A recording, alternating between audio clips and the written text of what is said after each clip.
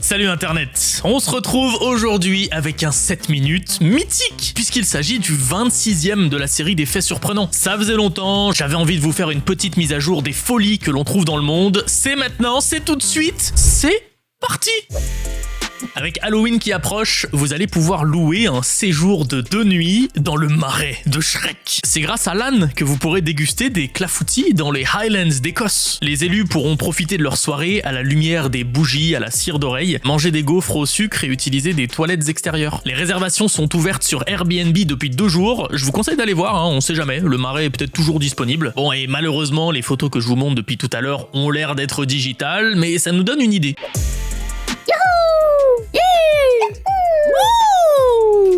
Oh, j'ai le mal de mur. Cette bande de déglingos, ce sont des raies qui appartiennent au genre Mobula. Et il y a plusieurs espèces au sein de ce groupe. Pour vous dire, la plus grosse est la Mobula mobular. On la trouve dans les eaux chaudes, le long des côtes, mais essentiellement en Méditerranée. Certaines espèces du genre Mobula sont connues pour leur saut impressionnant. La principale théorie pour expliquer ce comportement spectaculaire est d'attirer l'attention d'un partenaire. En tout cas, ça a attiré notre attention.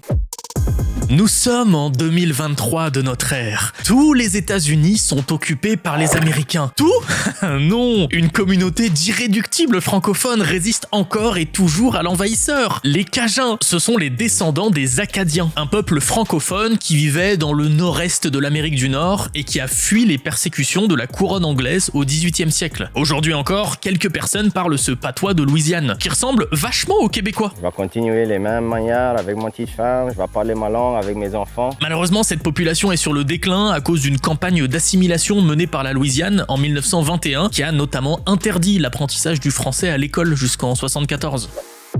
Près d'Amsterdam, à Visp, vous pourriez tomber sur ça. Horvaille, le village de la démence. Ça a l'air inquiétant dit comme ça, et pourtant rien de sordide, au contraire, le lieu a été pionnier dans l'accompagnement de personnes atteintes de maladies neurodégénératives comme Alzheimer. Cette maison de retraite 2.0, fondée en 2009, propose toutes les commodités d'un village classique. Café, restaurant, coiffeur, magasin, etc. Le tout dans une enceinte sécurisée et adaptée aux besoins des résidents. Ce genre d'alternative au centre de soins classique permet aux habitants d'être autonome plus longtemps et d'avoir de meilleures conditions de vie sur le long terme. Un concept hyper cool qui s'est même exporté en France dans les Landes.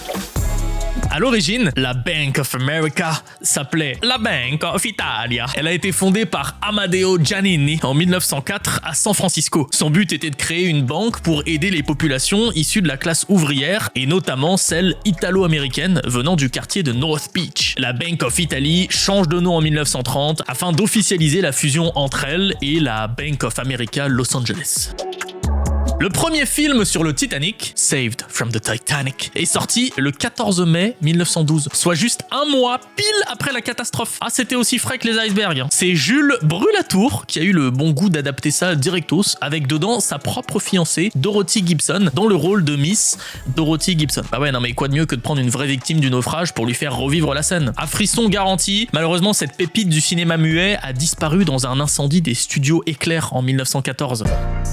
Le 22 juin 1987, on a commémoré le 50e anniversaire du Golden Gate. L'événement a attiré pas moins de 250 000 personnes. Une foule immense qui a temporairement affaissé l'arche du pont. Mais pas de panique, en se servant des chiffres avancés par cet article, on peut estimer que le pont peut supporter environ 32 millions de kilos. Si on fait le calcul, allez, 70 kilos par personne fois 250 000, on est bien!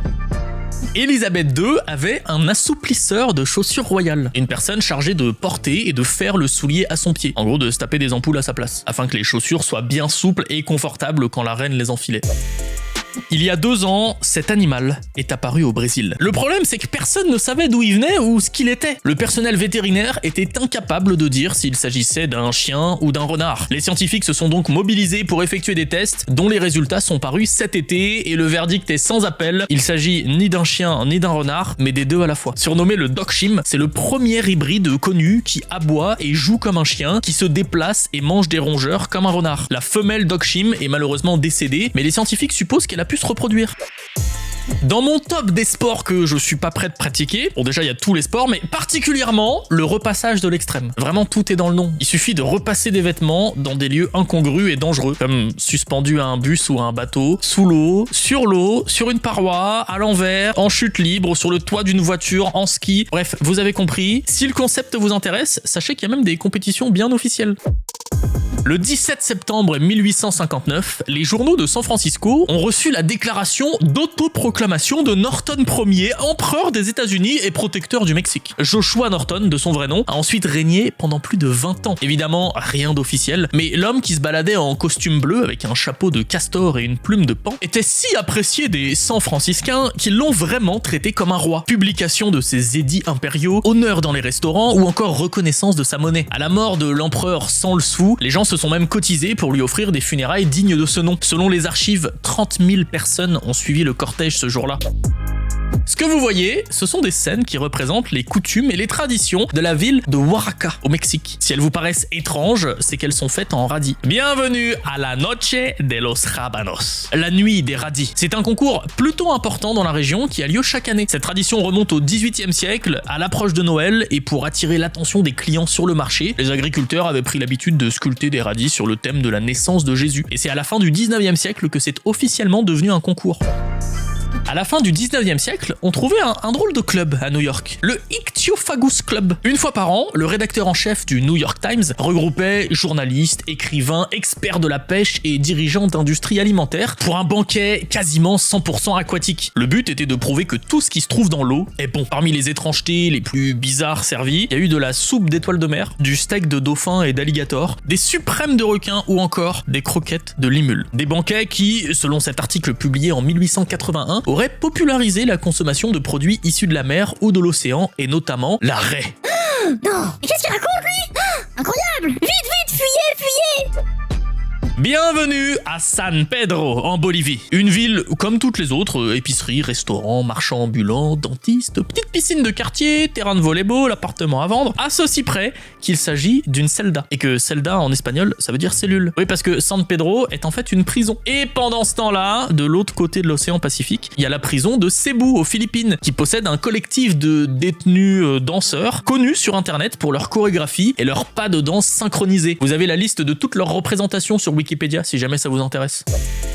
Le gouvernement américain a empoisonné au moins 10 000 personnes pendant la prohibition. Pour bien comprendre l'événement, faut qu'on se farcisse un petit peu de contexte. Dans les années 20, les autorités, qui en avaient leur claque de voir l'alcool de contrebande couler à flot, ont décidé de faire un move un peu radical, mettre du poison dans l'alcool industriel qu'utilisaient les contrebandiers pour fabriquer leurs marchandises, pensant que ça dissuaderait définitivement quiconque aurait une petite soif. Sauf que rien ne s'est passé comme prévu. Pendant la période de Noël en 1926, des cas d'intoxication étranges se sont multipliés dans les hôpitaux de New York et de nombreux morts ont été à déplorer. Le gouvernement n'a pas arrêté pour autant cette guerre chimique de la prohibition, et c'est comme ça qu'en 1933, date de fin de la prohibition, on estime le nombre de morts à plus de 10 000. Messieurs, dames, on arrive à la fin de ce 7 minutes. N'oubliez pas, le marais de Shrek est à portée de main, jouer avec vos radis, c'est possible dans certains pays du monde, s'enrichir en portant les chaussures de la reine d'Angleterre, c'était aussi possible. Bref, on se retrouve très vite avec une nouvelle vidéo. C'est un 77 qui va beaucoup vous plaire, n'hésitez pas à faire vos pronostics en commentaire. Tout de suite, un indice. Miaou! Allez,